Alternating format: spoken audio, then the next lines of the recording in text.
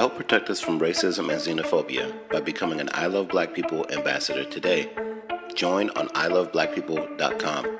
No matter where you are in the world, join us today and get access to the I Love Black People network.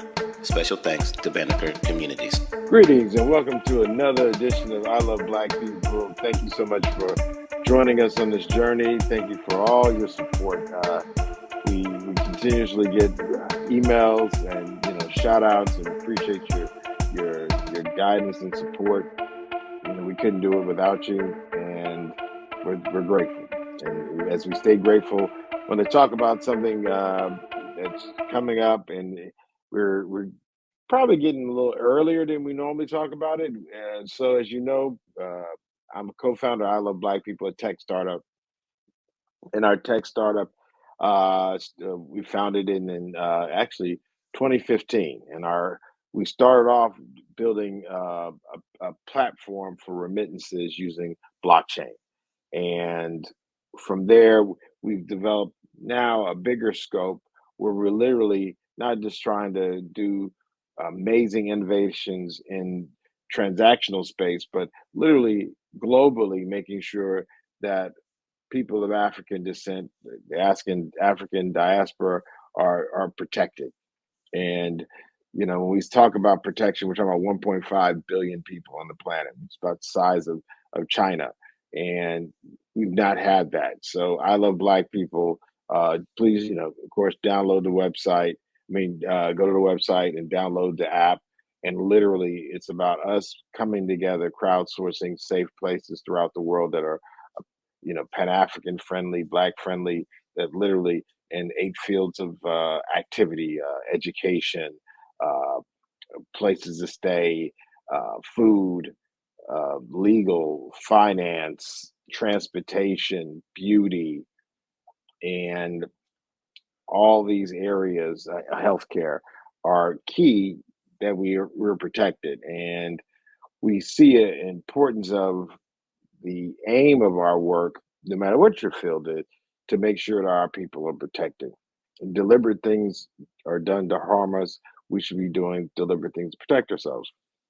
With that being said, we use tools as a technologist, as an engineer. I went to Howard and Tuskegee universities and studied mechanical engineering. So when we talk about solutions, uh, we use our profession. So my co-founders, Mr. Christopher Mapindera, our startup sponsors the Black Blockchain Summit that was started with myself and John Karanja, who's based in Nairobi, BitHub Africa, been doing amazing things in the space for now, going on a decade at least a decade. So we use this opportunity with our 7th conference, the Black Blockchain Summit at Howard University, historic Howard University, with the blessings of Dr. Gary L. Harris, may he rest in peace, and the leadership of Dr. Todd Shern, who again has been instrumental in maintaining the continuity. And of course, as many may know, on university campuses, it is sometimes hard to have continuity, to literally be able to produce at a high level consistently. And we're very grateful for the support we've received from the School of Engineering, which I graduated from computer science department with a tenured professor like Dr. Todd Shern, who's again from his early beginnings, going to public schools to now being a tenured professor in computer science, which is amazing. It's very few. If you start looking at the numbers, brothers and sisters in the space that are giving back to historically Black colleges, and it can be rough because there's so many other alternatives. We look at the different choices that Black professionals have, and definitely there's opportunities more so than there was when these historically Black colleges started off. But in the legacy of these historically Black colleges, they've done something that other universities haven't done or didn't do, weren't willing to do.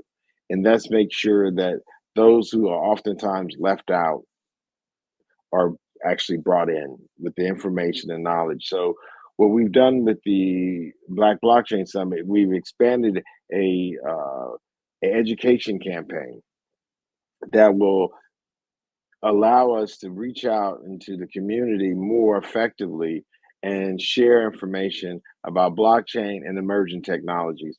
I say blockchain and emergency technologies because what we realize is that, again, the industry and area that we have been deeply involved in, of course, is blockchain, Bitcoin. That being said, there are always rising technologies that come, and our interest from when we did our first bus tour, the transatlantic Black Bitcoin bus tour, our focus was making sure we brought the technology to our community and make sure that our people were in the know about what was happening in the world around them and actually to be able to take action, to be heavily engaged, and to realize that these technologies are an extension of the innovation that we've always contributed to the world. And with that being said, we've now beyond September 20th to 21st. So let me just make sure I say that and get that out there so everybody's clear. The Black Blockchain Summit will be hosted at Howard University this year, September 20th to 21st.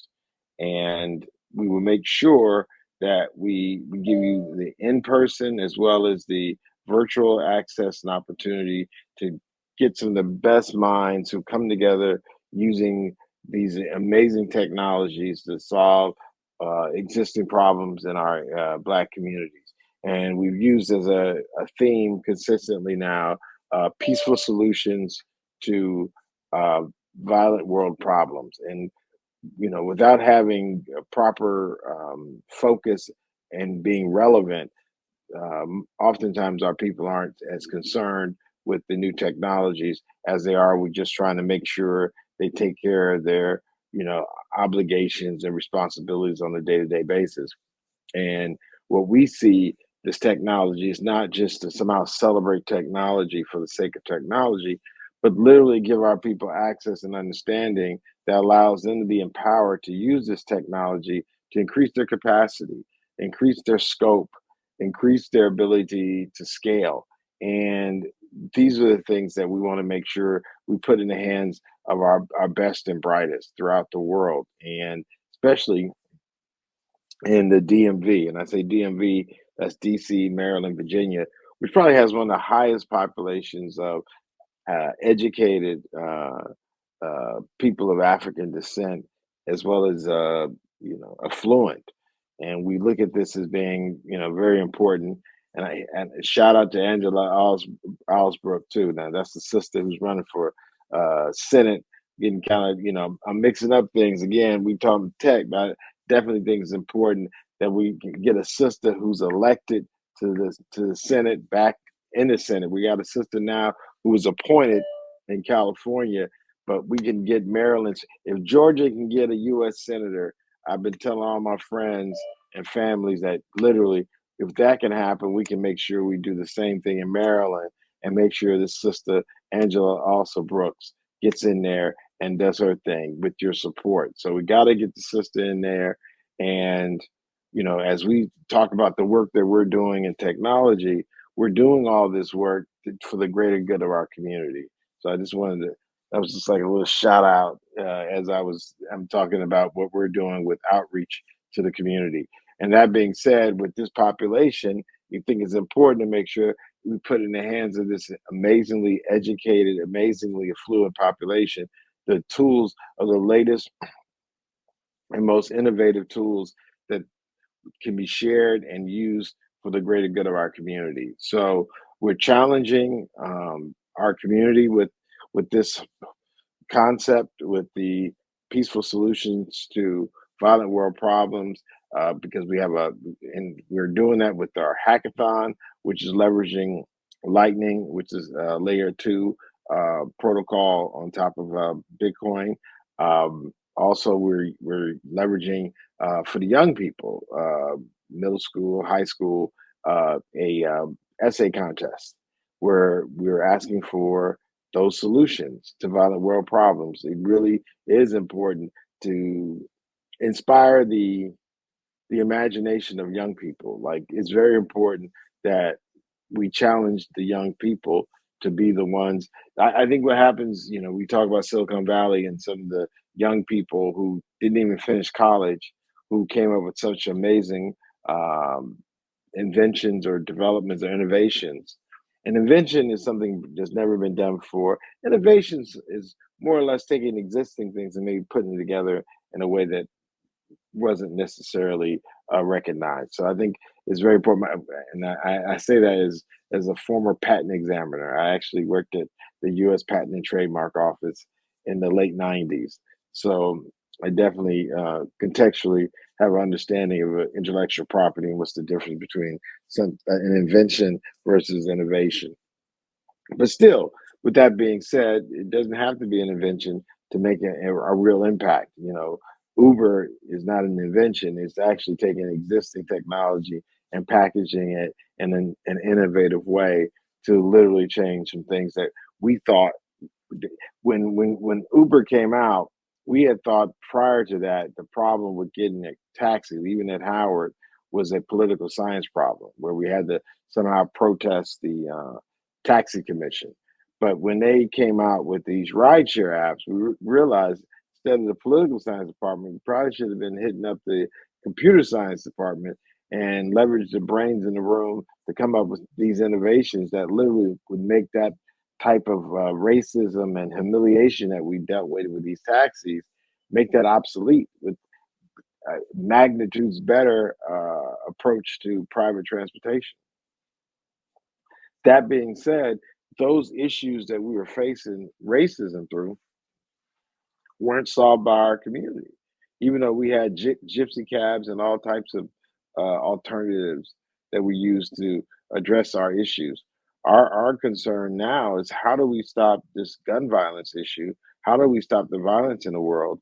And what better topic to offer our young people is how can we leverage technology, these emerging technologies, in an innovative way to end youth gun violence? And we also are doing a pitch competition where we've been supported by Macros, um, Mac, excuse me, who, these are some great Black VCs who are going to be giving our young people who are pitching their incredible, innovative ideas feedback, as well as a prize to keep their dreams going and make them a reality.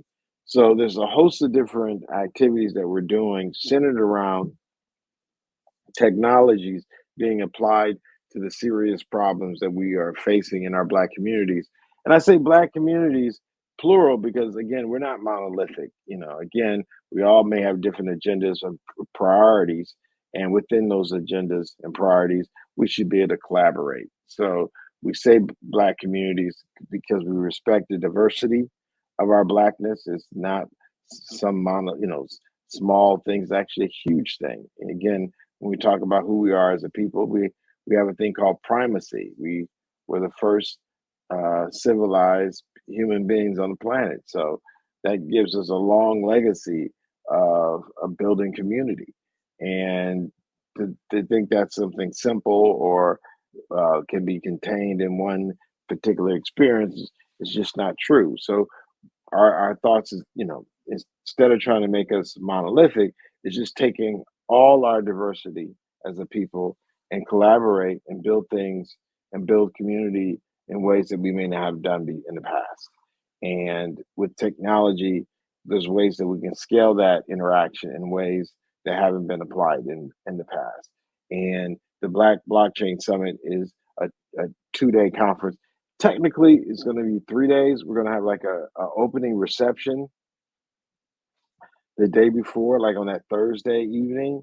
And I think one of the things we did wrong last year, we told people it was 3 days, and it was 3 days, but they thought it was 3 whole days.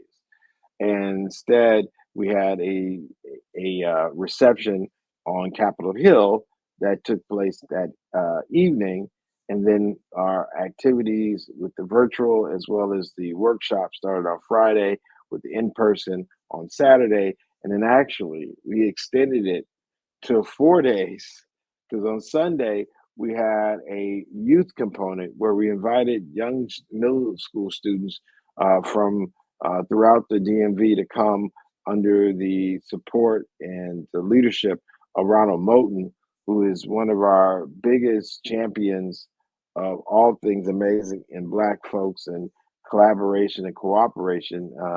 He's done youth conflicts and adult conflicts.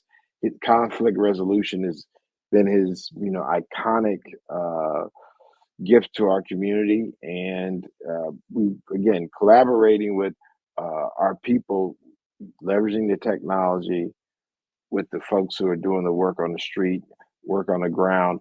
It's the right marriage that we see to actually bring forth the communities that we wish to live in and be a part of.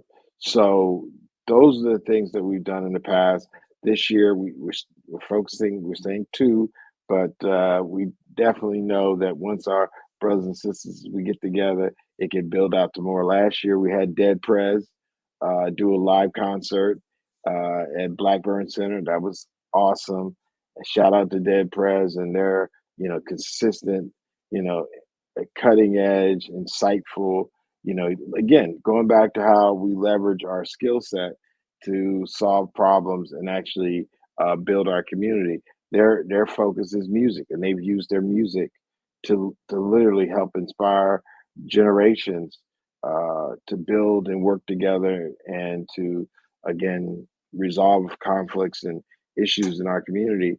Well, as engineers and technologists, we have the same obligation, and we're sharing that through this education program and campaign throughout the community. And we're our target, and definitely go to our website, blackblockchainsummit.com, blackblockchainsummit.com. Don't do enough to say the ways that y'all can reach out to us. As it relates to the Black Blockchain Summit, you can reach us at info at Black Blockchain Summit, info at Black Blockchain Summit. You got any questions, you can get tickets on blackblockchainsummit.com. One of the things we think is key is that a lot of times you have these tech conferences and they say they want to be inclusive and the tickets are like $1,000 a person. We've made sure that we've kept our tickets extra affordable, and our tickets are for students are free for students, and a nominal fee for those who attend that aren't students. But I'll be candid with you, we never turned someone back who showed up who wanted to learn something at our conference, and in no time have we ever turned our sisters and brothers away because they didn't have money. Like, again, so much of our conversation, and oftentimes when you talk about cryptocurrency and coins, people are talking about money and value and worth, and we know that we as human beings are priceless. So these experiences that we are coming together to share together, we know that there's no price on how amazing those times we have to share. So if someone doesn't have the money in their pocket, we would never let that be a barrier. And we definitely always have good food. Shout out to Chris, a local entrepreneur in DC, always takes care of our food. We get the little down home for plus a little Caribbean flair, again, diaspora style. I don't know what kind of rice we got. I know there'll be that jollof rice in West Africa they be talking about. But again, even with the food, we're really trying to create an environment that's that's that people feel comfortable, that you're definitely enjoy this experience. And the biggest part of that experience is you, the members, the people who come out and are part of the actual conference. But leading up to that, we want to make sure that we're reaching out to as many people and share with them the ways that this technology can be used. So we're targeting the community development groups, business organizations, nonprofits, student groups, all throughout the DMV, where we literally share virtually through our classes each month, and then culminate that experience by having a live in-person experience with the conference. So we think that the work that we'll be doing, 12 months out of the year will complement our conference, and that will be what's necessary. Not just necessary, but is what's important. And Dr. Gary L. Harris did it so well. Howard attracts people from all over the world. It's a global university that's impacted the planet. With that being said, it's still located in a particular place called Washington, D.C., Chocolate City. And his commitment as a professor, an electrical engineer, as a chair, I mean, he did so much for us, was to make sure that those who lived in that area benefited as well from the Howard experience as related to engineering. And Booker T. Washington, again, as a son of Booker T, as a alum of Tuskegee University, also, Booker T. Washington said, "Cast your bucket down where you are. Take value in where you are and make the most of it." And in many ways, making most of it is bringing back our talents that we developed at Howard, at our historically Black colleges, and then sharing it with the communities that are around and that are, literally connected to the university. So that's important that you'll be seeing that. Make sure you sign up to be a part of the campaign. Being a part of the campaign is free.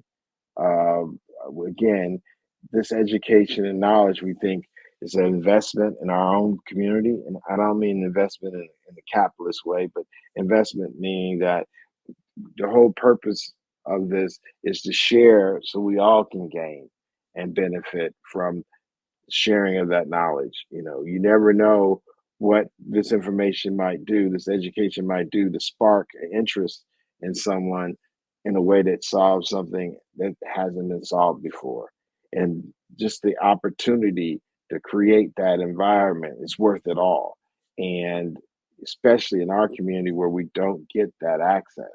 So again, having the support of the mayor of Washington, D.C., Muriel Bowser, I gave a shout out to Angela Alsobrook, but we wouldn't be doing what we're doing so prolifically with the Black Blockchain Summit if we hadn't had from day one the support of the mayor of Washington D.C., a three-term mayor, the first woman of a major U.S. city to be elected three times, and she's just doing a great job, and we're inspired by her. She's a sister who's educated and made sure she used her knowledge and skills to give back to her community. She born and raised in DC, and saw the need and the interest coming behind brother Adrian Fenty, who got us started with the Black Blockchain Summit and gave us some of our first support with the sponsorship from Perkins Coie. Shout out to Perkins Coie. Shout out to Uphold, Gemini. Again, Cameron Winklevoss really gave us our concept of how to look at this world where Bitcoin doesn't require violence, like other monetary systems do to operate. People come to this technology. There's no coercion. They come because they think and want to be a part of something that's amazing. And we think that inspiration should be applied to all fields of human endeavor, where we literally are doing these things not because there's some type of fear of being harmed or some violence, but the fact that we think these are the best ways to allow us to connect value and to translate that into something meaningful for our community. And that transaction doesn't have to be about, getting rich or something like that, but literally can be about making sure that we're safe and that our people have value that is beyond what tokens they have, be those tokens digital or fiat or whatever it might be. So please be on the lookout for the education campaign. We're going to start off, there's going to be like homework type pieces to it online, and we're going to have actually live classes that we'll share and engage. I think they're going to be on Mondays. Now, don't hold me to this, but you can kind of like save the dates. I think we're going to kick them off in June, and it'll be like maybe the third Monday of each month. We'll have a hour-long class, and these activities will be these classes will be surrounded with other activities that will help expose as many people as possible to to blockchain as well as these emerging technologies. And one of the things that we've added too that is super helpful, especially to businesses and nonprofits. We're going to have some freelancers in these different emerging technologies that could literally help your organization and help your business actually apply these technologies in real life for the benefit of the work you're doing. Everything, and think that that system is going to support you. But with that being said, we're going to make sure that we do everything we can to, to you know, take this knowledge and allow you to see the best ways that it actually serves a greater good in your life. And I think from there, you we get more people interested, and we get more people interested for the right reasons. And again, that's to help you and your family, your community, uh, to be better off than you started. And if the technology doesn't do that, then that's not the technology for you. I mean, tech is neither good or bad; it can do both, but it's in our hands. We're the ones who are going to decide how good this technology is going to be to us and to our community. Well, with that being said, again, as always, a super pleasure to share and be a part of your life and be a part of, and for my life to be a part of yours. Thank you for allowing us to share. And as we always leave off, I am because we are. Thank you, thank you, thank you. Help protect us from racism and xenophobia by becoming an I Love Black People ambassador today. Join on iloveblackpeople.com. No matter where you are in the world, join us today and get access to the I Love Black People network. Special thanks to Banneker Communities.